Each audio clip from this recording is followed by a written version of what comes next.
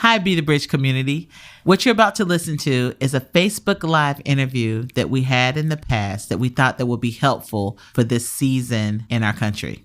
So I want you to sit back and listen because this information could be helpful and hopeful. And so as we always say, we want you to listen, we want you to learn, we want you to lament, and we want you to leverage. So enjoy.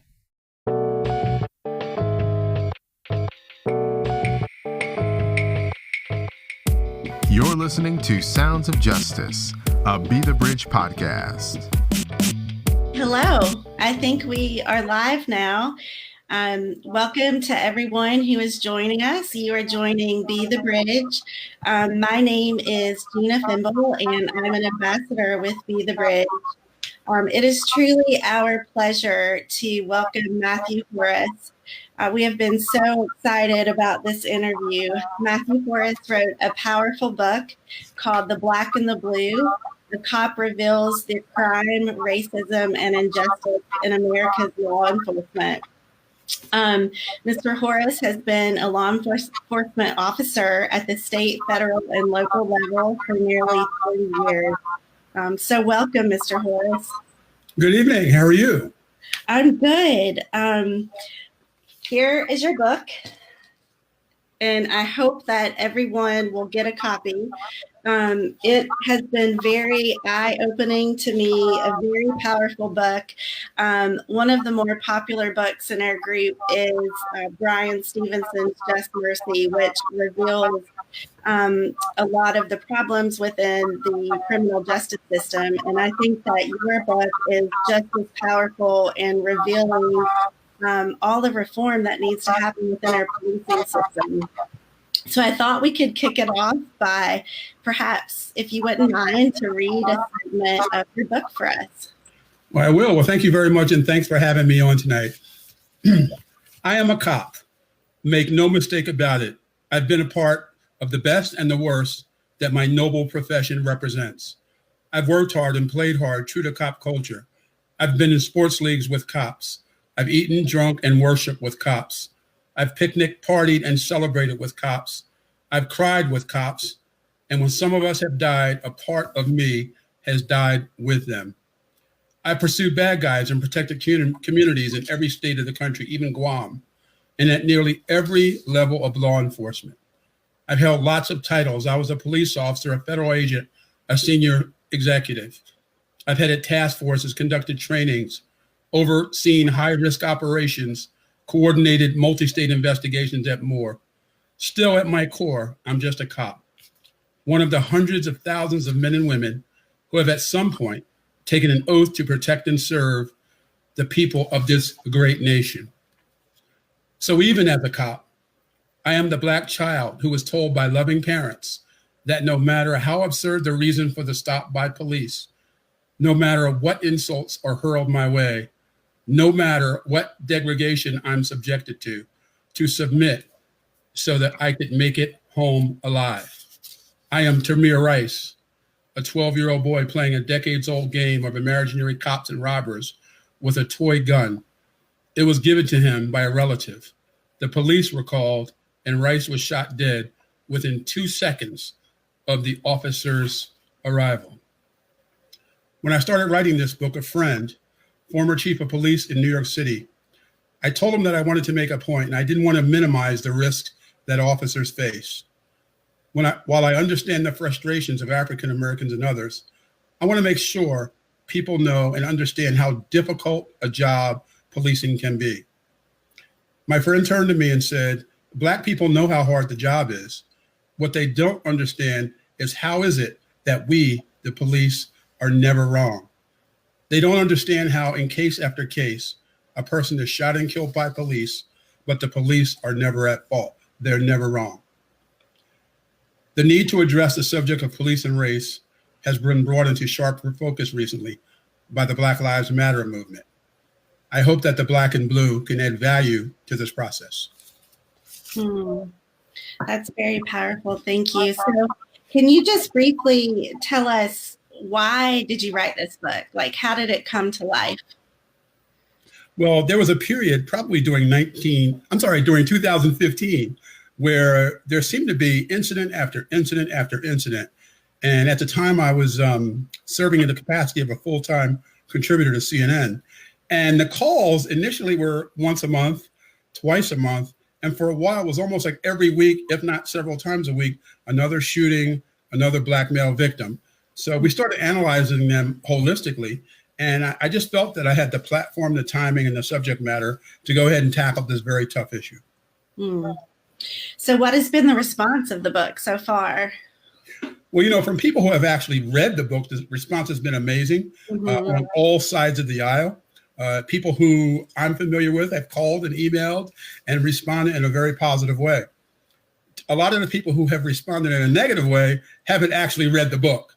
And, and there is an issue in our profession that we sort of line up and close ranks and sort of say, hey, we're not budging. We're feeling victimized. So by and large, anyone who's read the book, the response has been overwhelming.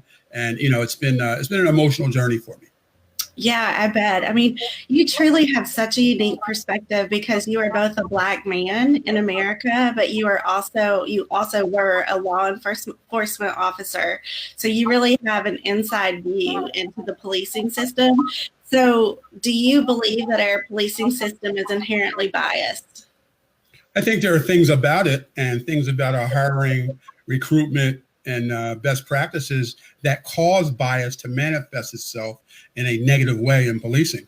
And, I point out in the book, as you know, that implicit bias is something that we all have. Yes. And it doesn't matter whether you're a police officer or a doctor or a recreation center leader. We all have these biases that are ingrained and inherent in us. The challenge becomes when a person who has the authority to take civil liberties and also the authority to take a life don't put these biases in check, then we can have disastrous consequences. And we've seen that in case after case after case. And what are some of the cases that you have seen personally that stand out to you the most, where you have seen this bias come to life? Well, I think the Walter Scott case in North Charleston, South Carolina was one. With the whole advent and of technology, video technology and cell phone technology, now the world has the opportunity to see what only a very small segment of society saw through the years. So now we look at a case like Walter Scott, and believe me, when we did this book, we spoke to hundreds of people, and people said repeatedly, had they not seen that incident on video, they might not have believed that it actually happened.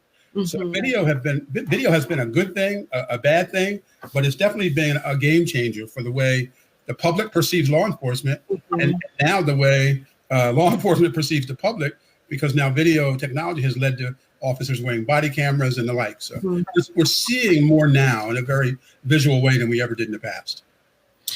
And so from the data that I've been able to find, mostly from the Washington Post, it shows that there are huge disparities in how police officers use force across racial lines. Does the police, do they have a way of tracking this information, or the federal government, is it a mandatory tracking system that police officers or police precincts must abide by? Well, a lot of departments have reporting requirements to say every time you'll stop an individual, you need to fill out some semblance of a field identification card where you put down the person you stopped, their name, their date of birth, their race, all the demographic information. And a lot of departments get that information filtered into databases. So they can report on how many people are we stopping, what race, under what conditions, what neighborhoods, and those sort of things. And certainly the DOJ, when they come in and do their research, they do an exhaustive job at sort of getting the resource and getting the numbers. Okay. And so is there an agency that polices the police, in essence? Well, every organization has their own internal affairs or their own internal investigations bureau. They're generally smaller organizations because organizations have less issues like that.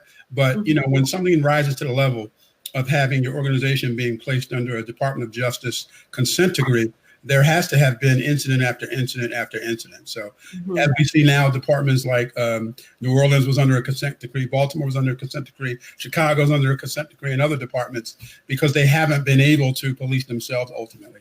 And the Department of Justice comes in to manage the process. Okay. So as a white person, I have to say I grew up feeling that the police was generally protective of me. But as I've become an adult and I have made so many friends who are Black, they don't feel that same way. So, in other words, the police often feels oppressive to them as opposed to protective. And one of the things that we do in Air Group Through the Bridge is we hold space to lament what seems to be the continued violence against Black people at the hands of the police. And we obviously know that there are good police officers out there and moral police officers, and more so than the bad apples, so to speak. But why is it so difficult for a police officer to be charged when it's clear that there was some sort of malice or injustice, or if there's not a video in the case of Walter Scott? Why is it so difficult? Well, I think to your earlier point, I think that communities see policing very differently because their experiences show them that policing is done very differently. In some communities, people feel as though police are protecting and serving, and in other communities, not. When we did the book, we interviewed, again, hundreds of people. We talked to people in Philadelphia, in Chicago, and New Orleans. And, repeatedly what people said was, we need the police. We love the police. And when we need them, we call them. Our problem is when they come, we don't know who was going to show up. And that's what people told us repeatedly in city after city. And that creates a sense of marginalization. It creates a sense of mistrust. If you see the crime rates in Chicago and other cities, you look at what happened this year, a couple weekends. I think one weekend in Chicago, there was 73 shootings. Another weekend, there was 56 shootings. Well, how that impacts the police is if people don't trust the police, they're not going to give them information to help solve crimes, because you don't tell people things if you don't trust them. It's just a natural manifestation of relationship building. So I think there's a lot that can be done, but it all begins with trust. So I support the work that you all are doing in trying to build those bridges, no pun intended. But I think once we get to the point where the bridges are built before the crisis happens, it'll make things a lot easier to communicate when the crisis happens. I mean, do you believe that in general, police acknowledge that there's just this gap, this lack of trust? I mean, we have communities that go so far as to say they feel harassed by police. Do you think that's acknowledged and recognized? And if so, what are they doing to combat that? Sure. Well, there's been a lot of things that happened. In 2016, Terrence Cunningham, who was the then president of the International Association of Chiefs of Police, he made a bold move, at the national conference. And he came out and said, listen, policing has not always been what it should have been. And there are a lot of police leaders, Black, white, Hispanic, male, women, across all lines that understand this, and they talk about it frequently. And then there are those brave leaders that come out and try to solve the problem by offering training to their officers and making it very clear that implicit bias training is essential, that we're not going to tolerate this. And other departments are just too big and too unwielding, too many layers. And at the end of the day, a 20% number could cause a big problem in a department and in a community. So to your point earlier about policing the police, it becomes a very, very important issue. I don't think that we can ignore the data. And, the data shows what the data shows. And we don't create the data creates itself. So as I said on an interview last week, implicit bias and racism are elements of society. So for anyone to suggest that those two evils don't permeate themselves into law enforcement, either has their head in the sand or they really shouldn't be in the profession, because it does. Those of us who work behind the scenes know that this is an issue in our organizations. And it's something that really, if we're going to deal with it, we need to acknowledge it. So to your point. Yeah, and in fact, you talk about in the book a time when you even had the gun turned toward you without someone recognizing that you were a police officer. Can you tell about that experience? Sure. Well, I mean, at least in one occasion, if not more, I know in the book we talk about an operation where I was doing an undercover and I was purchasing guns and drugs from a defendant. And when it came time to execute an arrest, a police officer who wasn't even involved in the case got involved with the arrest, and for whatever reason thought that I was defendant, and I ended up with a gun in my face. Well, some can say that is a mistake that can happen, but it's a mistake that shouldn't happen. And when you really start talking about implicit bias, One of the other cases we talk about in the book is the murder of Omar Edwards. Omar Edwards was an African-American police officer in New York, and all he ever wanted to be his entire life was a police officer. And when he completed his shift one evening, he went to his own vehicle and observed it being broken into. He gave chase, as police officers are trained to do. And when he caught up with the individual, gun drawn, he was shot and killed by 2 white New York City police officers in a case of mistaken identity. Well, at the end of the day, anyone who's African American who carries a gun on a badge knows that this is something that can happen. If I was running down the street with a gun chasing someone, I could very well be mistaken because of those ingrained, sort of implicit biases. No one would stop all of a sudden and say, that might be a cop, he has a gun, or I think he's a cop, he's right. I mean, they wouldn't know. So these things happen, and they've happened all too often. Blue on blue fires, what we call it. Mm-hmm. Okay.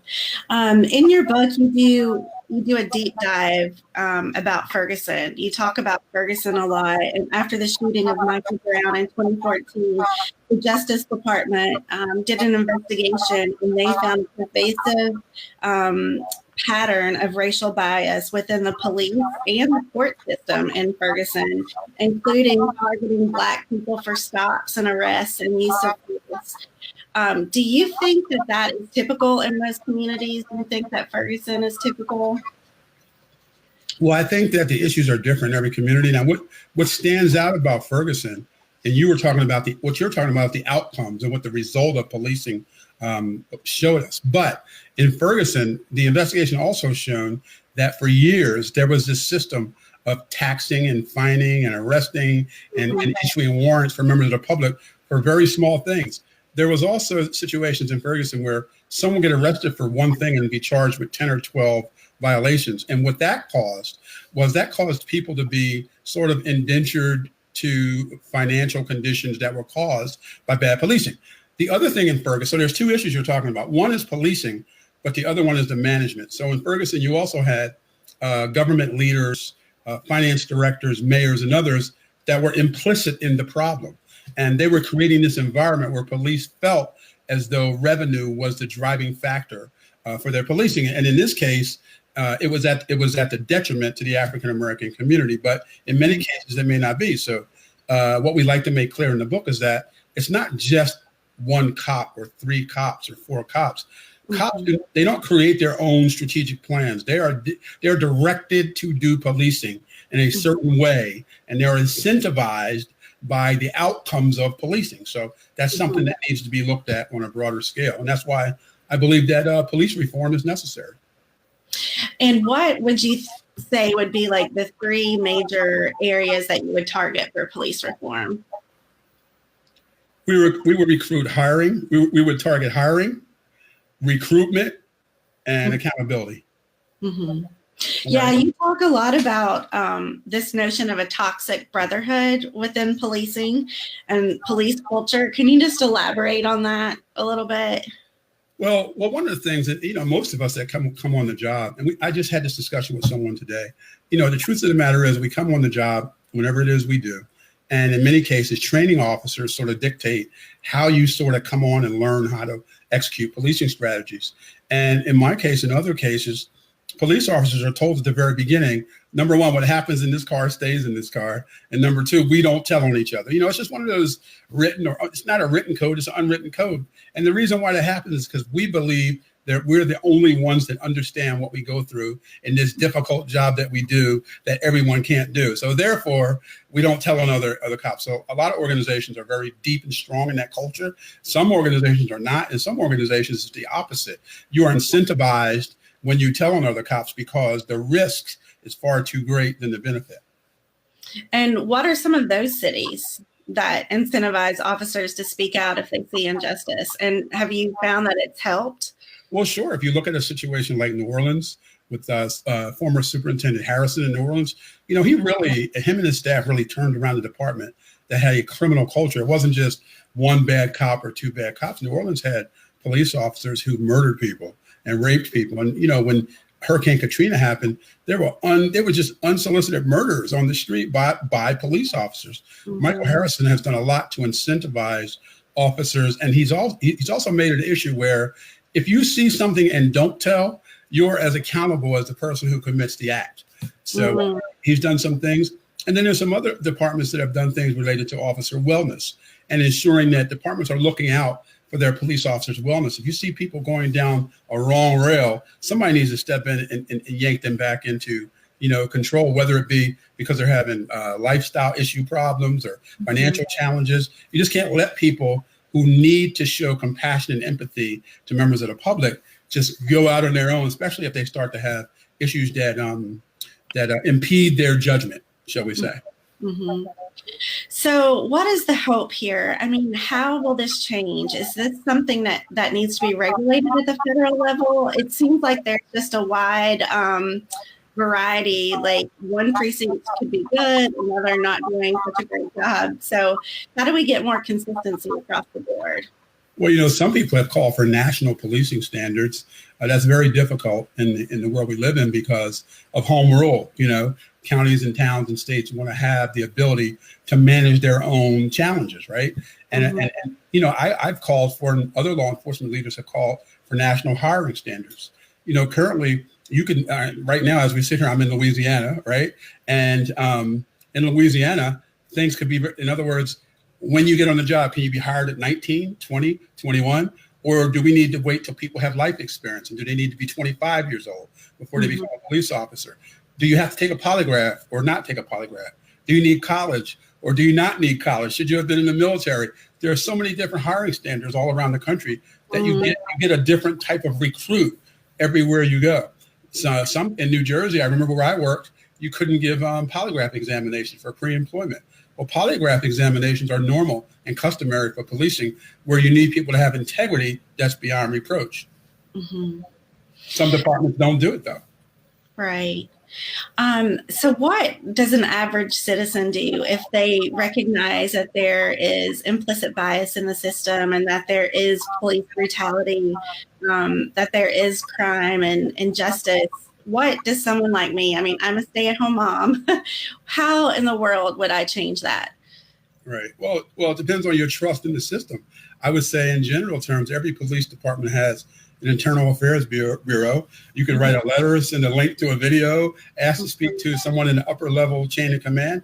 Now, while that sounds like the right thing to do, that's what a young lady we write about in the book did in New Orleans. She saw something that she knew was wrong.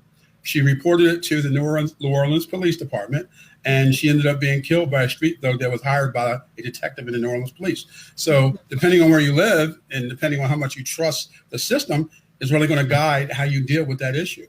There's supposed to be those checks and balances in place, though. Are there organizations that you trust that are actively working for police reform that you feel is a good thing? Oh, sure. Well, there are a lot of police organizations that I do trust. But you look at organizations like the COPS program, the ISCP, the National Organization of Black Law Enforcement Executives. All of those organizations are really working to improve services, if you will. Many times, though, people disagree as to what needs to be improved. And that happens because of their lens. So people are going to disagree or agree based on what their experiences are. So there are still people that say, and I learned this in writing the book, we heard from people that would say, whenever I see a police car and somebody's pulled off on the side of the road, I immediately think that someone's done something wrong. Well, that's their lens and their perspective.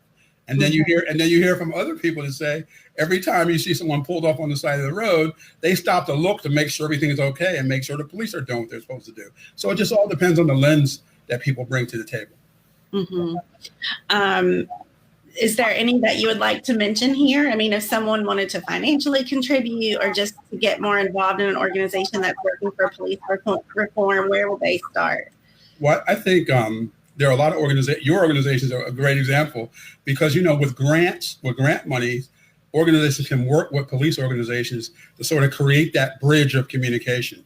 So all the organizations I mentioned are certainly viable. And they can be Noble, National Organization of Black Law Enforcement Executive. They work to find solutions. Listen, everybody, all the thought leaders, all the executives that work, most of the chiefs around the country, if you ask them at the chief level, the executives, the people who are responsible for resources, they will tell you that they understand that it's an imperfect system. What they don't know the solution to create a better system for a better holistic system, because the chief in Tucson, he or she may have the answer in Tucson, but they don't have the answer in Delaware. And the chief in Miami doesn't have the answer in Albuquerque. And it's a very complicated issue, but we have to do something, and we have to recognize that we have a problem and try to work for solutions. We look for outcome-based measures. Mm-hmm. Yes, absolutely, evidence-based.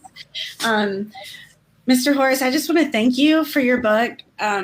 You told a couple of the stories tonight briefly, but your book is literally filled with story after story where I found myself in tears, or my jaw was dropping, because even though on some level I know that those things happen, to read the personal stories and how it's affected people, it's truly heartbreaking and eye-opening. And so I urge everyone to buy the book. And I thank you for speaking out and for telling the truth, because one thing that we do believe at Be the Village is that racial reconciliation will not happen without truth. And I think your book is a great step in that direction. So thank you, sir. No problem. Well, I really believe if you want to get to people's heads, you got to touch their hearts. So we're hoping that this book touches enough hearts that we can get to enough heads and we can start some healing and reconciliation in the United States. Well, we will put a link to your book down in the comments. And where can people find you if they want to learn more about your work? www.matthewhorace.com. I travel the country speaking. I just had a speaking engagement today here at Grambling University. I'm more than willing to come out and speak to folks about the book, about the culture, about the broader issue, and, ideas on how we get better. Okay. Thank you, sir. Thank you. Have a great evening. You too. Bye-bye. Thank you for listening to this Be the Bridge production. For more bridge building resources, visit our website at bethebridge.com.